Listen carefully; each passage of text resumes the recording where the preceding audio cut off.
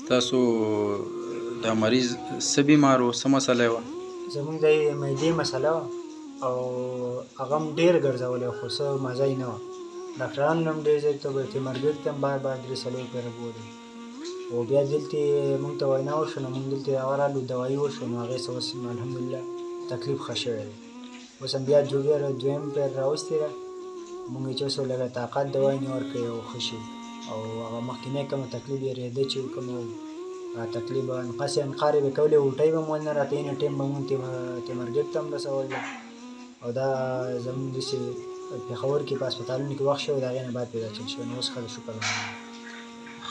د بیمارۍ څومره ټایم شوی و؟ تقریبا 6 میاشتې وشوې زمونږ د ماشومه 6 میاشتې شوي او د دې هم 6 میاشتې شوي او دې ځای نه څومره دوایي وکړه؟ څو پیره راغلي؟ 2 پیره دوایي مو وکړه. دوایي هم د 2019-18 داسې دوایي.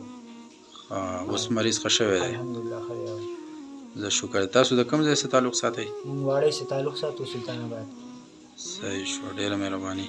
الله دې تاسو ټولو مریضانو له شفای کامله عاجله